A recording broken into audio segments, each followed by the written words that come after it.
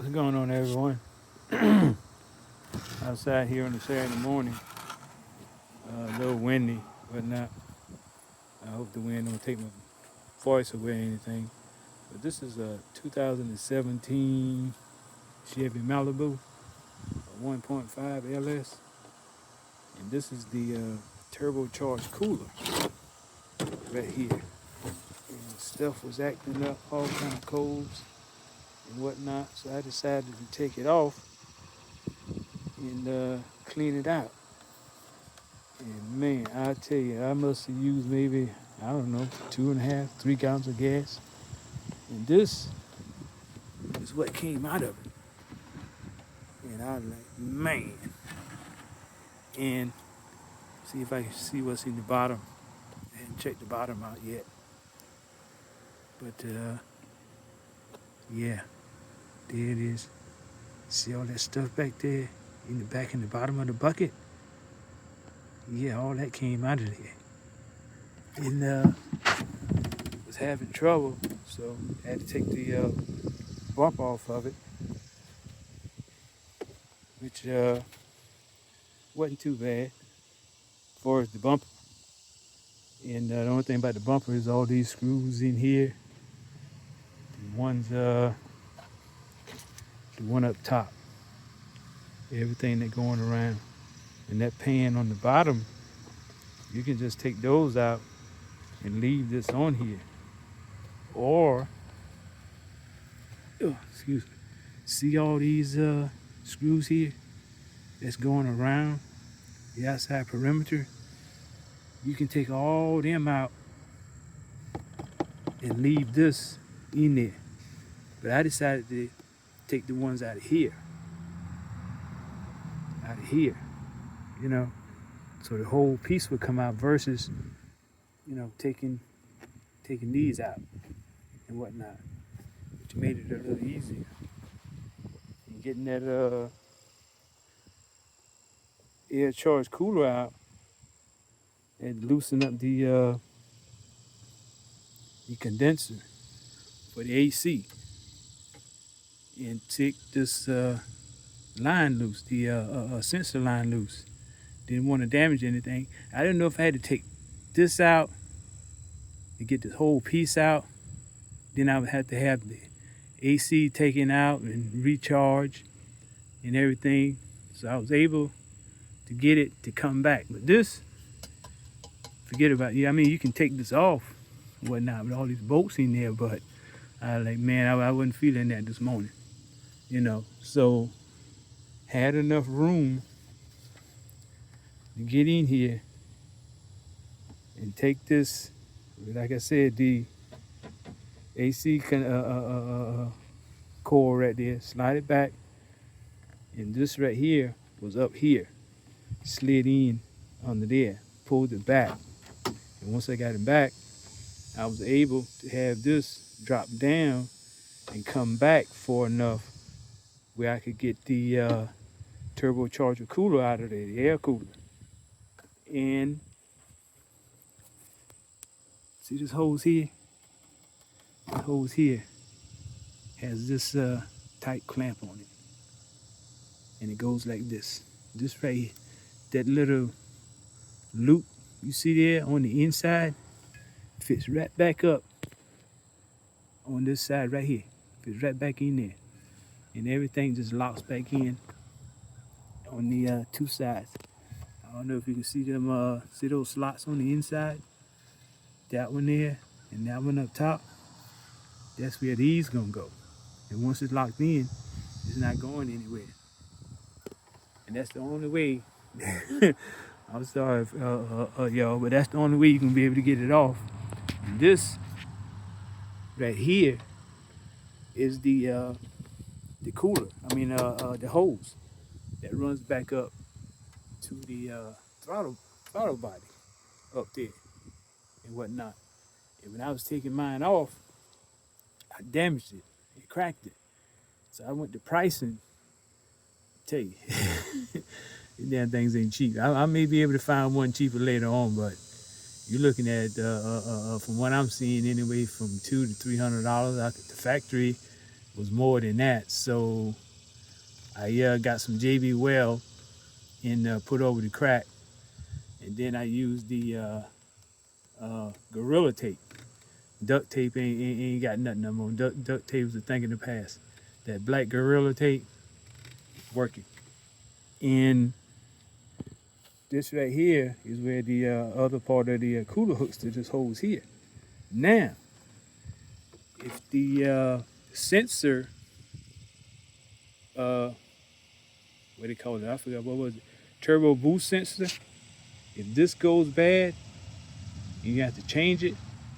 Or if you're having problems with it leaking down in there and whatnot, and you have to change this, you're gonna have to take that bump off.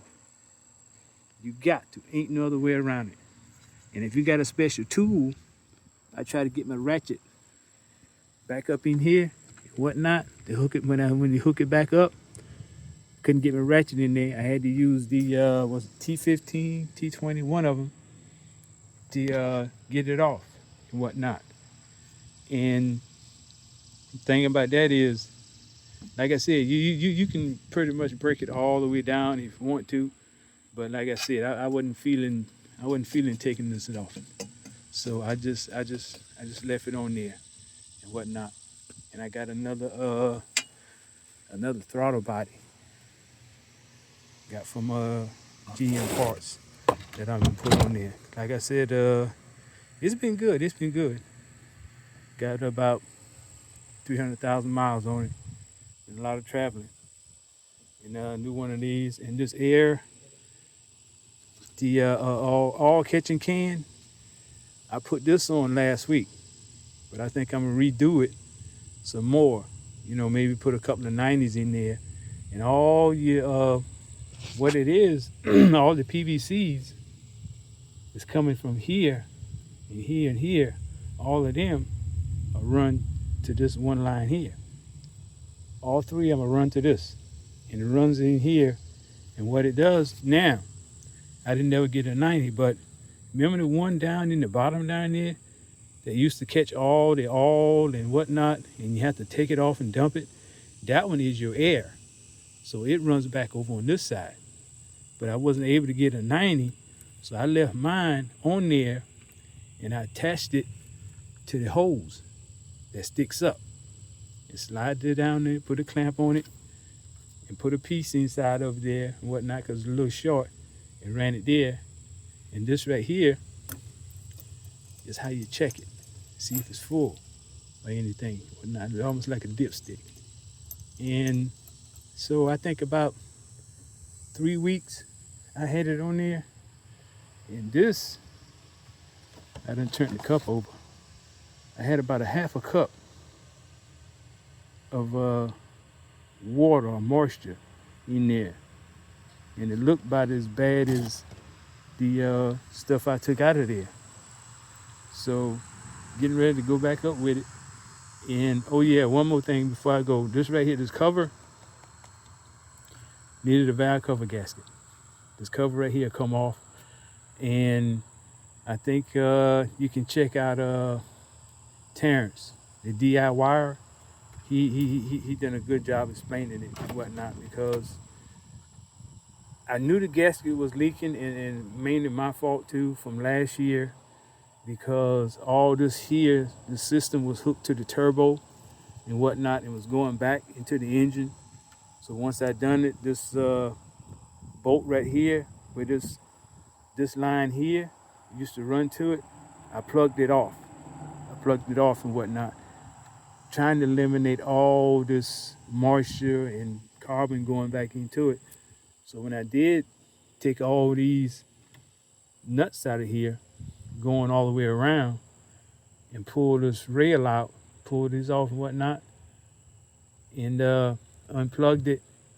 As soon as I pulled the injectors out, after I took the coils out and whatnot, because these are bolts for the coils right here, and took all them out and pulled this, man, the injectors at the bottom had all coated on all four of them. And the tips of the injector were black, had carbon on them. So I cleaned them off best I could, put them back in, put some fuel injection cleaner in the tank, wait till the tank get about empty. It was about empty, and I poured the whole bottle in there, rolled around on it for about a day or so, and but I had this all catch can on there already, so hopefully it still was acting up. And like I said, the only way for me to get rid of the rest of it, or the residue that was left, it was left inside of this.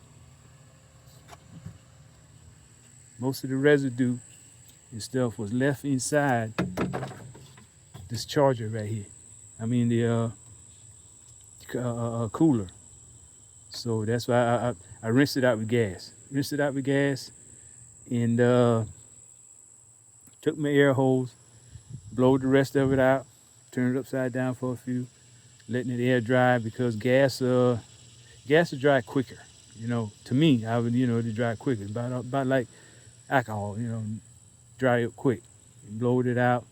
Didn't want to put no other solution in it, nothing else, nothing but gas. I mean, it's a gas engine, so hey, why not clean it out with gas? And that's pretty much what was going on with it. And like I said, had all kind of codes and whatnot. So put everything back together.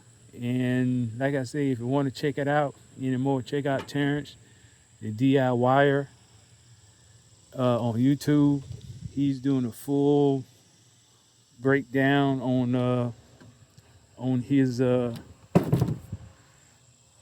on changing the cover here.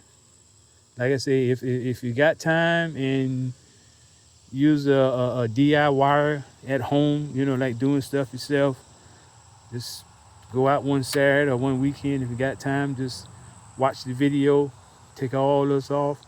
And another thing, I made the mistake of going to the parts store, and when I got the gasket home, it was too big.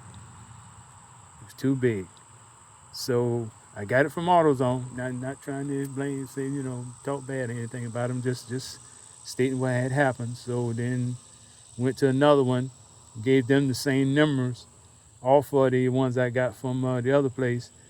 And they said, yeah, that's the one it called for. I said, yeah. They said, yeah. I said, well, no, it's not going to work. So I didn't buy theirs. Wound up going to the dealer to get the gaskets for this cover right here. And when the dealer bought them to me and whatnot, I even took this with me when I went to the dealer, because most dealers will be open on a Saturday to maybe 2 o'clock in the evening, and matched it up, got the right ones from the dealer, and came back and put it back together and everything. And no more leaks or anything going on in there, everything looking fine. And like I say, if you need covers on a 2017 Chevy Malibu 1.5, this is a LS, well, standard, it's a standard vehicle, whatnot. But check out Terrence. Terrence is DIY, and he'll get you going and better than I can. So like I said, just keep going on and whatnot. And then I had to redo a line over here, and my bolts got misplaced somehow. So I was like, hey, I zip tied them in there and whatnot, making sure everything was still good and tight and whatnot, and ain't nothing leaking, and it's all good. Basically just a heat shield to protect the fans and stuff and whatnot. So hey, let's go on with it and put it back together, and y'all have a good Saturday.